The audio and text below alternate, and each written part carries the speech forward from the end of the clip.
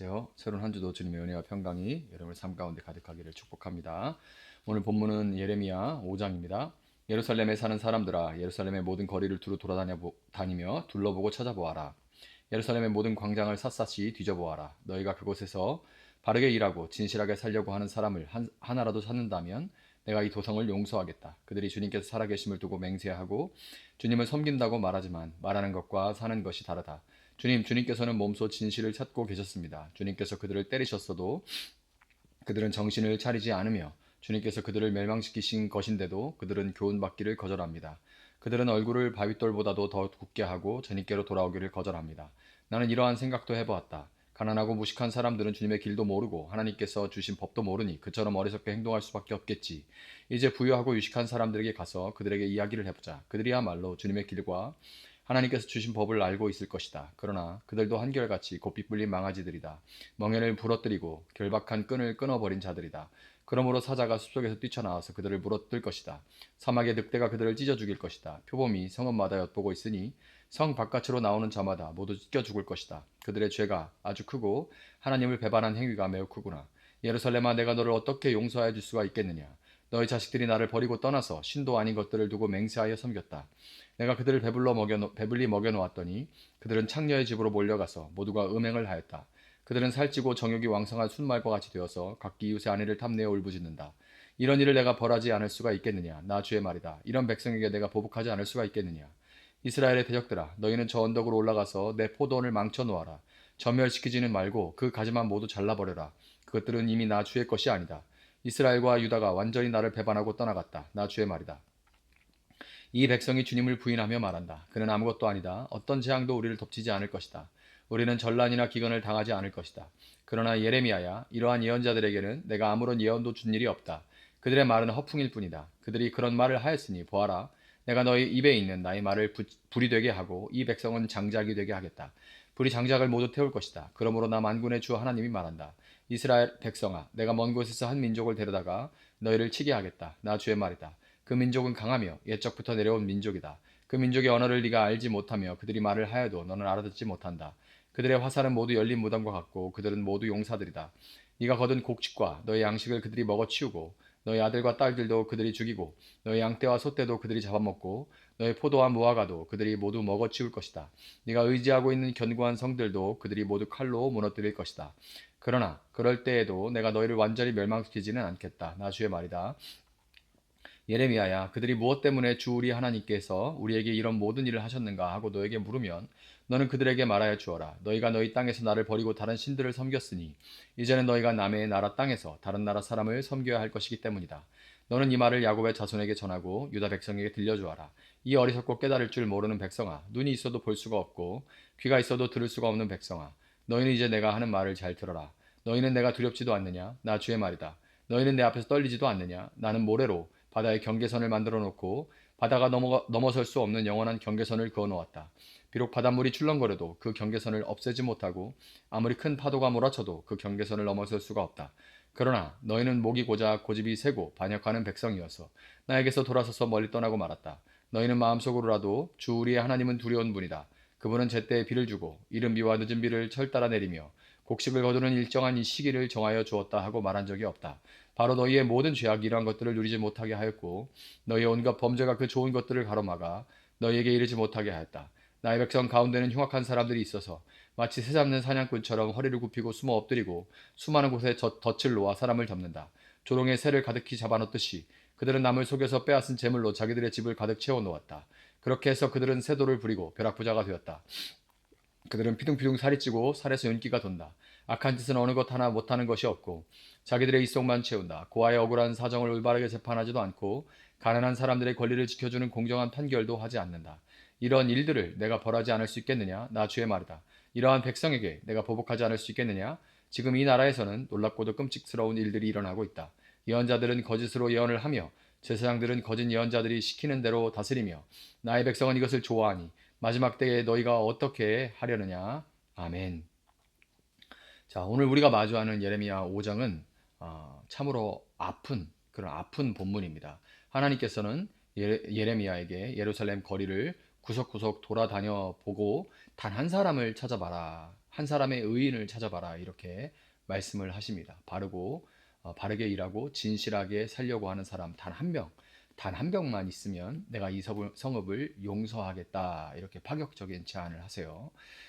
교회 다니는 사람, 뭐 헌금 잘하는 사람, 뭐 기도 많이 하는 사람 이런 게 아닙니다. 바르게 일하고 정직하게 일하고 진실하게 살려고 하는 사람, 그런 사람, 그런 사람을 의인이라고 하죠. 그런 사람을 단 한 명이라도 찾아봐라. 그렇게 파격적인 제안을 하십니다. 여러분 소돔과 고모라가 멸망할 때 의인 10명이 없어서 심판을 받았던 건 여러분 기억하십니까? 그런데 오늘 예루살렘은 그보다 훨씬 더 처참합니다. 단 한 명이 없어서 멸망당할 위기에 처해 있어요. 이는 당시에 이스라엘이 영적으로 윤리적으로 타락이 얼마나 심각했는지 제가 여러 번 강조하지만 영적인 타락은 반드시 윤리적인 타락으로 영향을 흘러가게 되어 있습니다. 그래서 아까 제가 말씀드렸죠. 교회 다니는 사람을 찾는 것이 아니라 삶 가운데 정말 의롭게 사는 사람이 있는가. 삶 가운데 의롭게 사는 사람이 없다는 얘기는 영적으로도 지금 위선적이지 실제 영적이지는 않다는 얘기라는 겁니다. 본문 1절부터 9절까지는 예루살렘의 구체적인 죄악성이 드러납니다. 그들은 여호와의 살아계심을 두고 맹세하지만 실상은 거짓 맹세였습니다. 진짜 두려워하지 않으니까 거짓 맹세가 그렇게 거리끼지 않는 거예요. 신앙의 고백이 삶의 진실과 완전히 분리된 이렇게 이원화된 상태에 이것이 바로 종교적인 타락입니다. 신앙의 타락은 반드시 윤리적인 타락으로 이어지게 되어 있어요. 본문 7절과 8절을 한번 보시기 바랍니다. 그들은 배불리 먹여주신 하나님의 은혜를 배신하고 창기의 집으로 몰려갑니다. 마치 잘 먹여서 살찐 정욕이 왕성한 순말처럼 이웃의 아내를 찾아다니면서 소리 지르는 짐승 같은 그런 모습이 바로 하나님의 백성이라 자처하던 사람들의 실상이었습니다. 하나님께 맞으면서도 아픈 줄도 모르고 징계를 당하면서도 깨닫지 못하는 영적인 불감증. 이것이 바로 치유와 회복이 절실히 필요한 중증 환자의 모습입니다. 그런데 이들을 이토록 방자하게 만든 원인이 따로 있죠. 목회자로서 저는 이 대목을 보면서 무거운 마음을 갖게 되었는데 바로 10절 이하에 등장하는 거짓 예언자들입니다. 그들은 하나님의 심판을 부정했습니다. 12절 보면 그는 아무것도 아니다. 어떤 재앙도 우리를 덮치지 않을 것이다. 우리는 전란이나 기근을 당하지 않을 것이다. 이렇게 되어 있어요. 원문을 그대로 직역하면 그분은 절대 그럴 분이 아니다입니다. 그분은 절대 그럴 분이 아니다. 이것이 바로 본 회포가 경고했던 십자가 없는 용서, 공의 없는 사랑, 즉 값싼 은혜, cheap grace, 값싼 은혜입니다. 하나님은 공의로운 분이시죠. 죄를 결코 간과하는 분이 아닙니다. 하지만 우리가 오늘 본문에서 놓치지 말아야 할 놀라운 소망이 있는데 바로 18절입니다. 그러나 그럴 때에도 내가 너희를 완전히 멸망시키지는 않겠다. 나 주의 말이다. 하나님은 유다를 벌하시지만 다윗과 맺으신 그 언약, 그 사랑의 신실함 때문에 그들을 완전히 멸하시지는 않으십니다. 심판의 목적은 멸망 자체가 아니라 돌이키는 것이고 죽음이 아니라 생명이기 때문입니다. 하나님은 탄식하시죠. 22절, 23절을 보면 하물며 바다조차도 하나님이 정해놓으신 모래의 경계를 넘지 않으며 하나님께 순종하는데 이스라엘은 하나님을 배반하고 경외하지도 않았습니다. 그 타락의 정점은 31절에 잘 나타납니다. 예언자들은 거짓으로 예언을 하며 제사장들은 거짓 예언자들이 시키는 대로 다스리며 나의 백성은 이것을 좋아하니 예언자가 무너지면 백성이 방자해지고 백성이 영적으로 깨어있지 않으면 지도자는 더욱 부패하기 마련입니다. 서로가 서로의 타락을 부추기는 악순환의 고리에 갇혀버리게 되는 거죠. 이것은 하나님의 전적인 치유가 임하지 않으면 스스로는 절대 빠져나올 수 없는 늪과도 같습니다. 여러분 예레미야는 예루살렘 거리에서 끝내 그 한 사람을 찾아내지 못했습니다. 결국 예루살렘은 심판의 불길을 피할 수가 없었죠. 그렇지만 복음은 여기서 끝나지 않습니다. 예레미야가 그토록 찾아 헤매던 그 한 사람, 하나님의 공의를 온전히 실천하고 진리를 찾는 참된 의인 한 분이 역사의 시간 속으로 걸어 들어오셨는데 바로 우리 주 예수 그리스도 그분이십니다. 예루살렘 성 안에 단 한 명의 의인이 없어서 성읍이 무너져야 했다면 이제는 단 한 분 예수 그리스도를 통해서 그분의 온전한 순종과 십자가의 보혈로 인해서 온 인류가 구원받는 길이 열렸습니다. 하나님은 독생자 예수라는 그 한 사람을 통해 우리가 마땅히 받아야 할 진노를 거두시고 우리에게 값싸지 않은, 절대 값싸지 않은 값비싼 참으로 귀한 은혜를 선물로 주셨습니다. 우리 교회 이름이 여러분 나비교회죠. 우리가 꿈꾸는 나비교회는 바로 여기서, 나비 효과는 바로 여기서 시작됩니다. 우리가 대단한 능력이 있어서 세상을 바꾸는 것이 아닙니다. 예레미야가 찾던 그 한 사람의 자리에 우리가 서는 것이 아닙니다. 오직 참된 의인이신 예수 그리스도 안에 거할 때 우리는 비로소 세상을 치유하고 회복시키는 도구가 될 수 있는 거예요. 세상의 거짓된 평화에 여러분 속지 않으시기를 바랍니다. 적당히 살아도 하나님은 다 이해하신다 라는 그런 거짓 예언의 귀를 닫으시기를 바랍니다.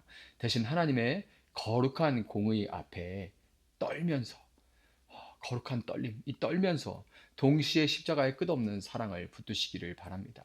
우리가 이 새날 주님의 마음을 품고 기도의 자리에 설 때 세종 땅, 또 여러분이 각자가 밟고 있는, 서 있는 그 자리에 영적인 기류가 바뀌어 갈 것을 믿으시기를 바랍니다.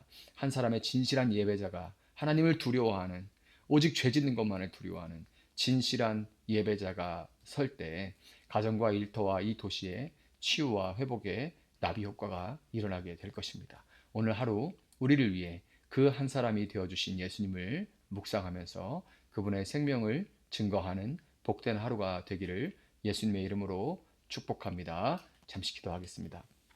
사랑하시는 주님 감사합니다.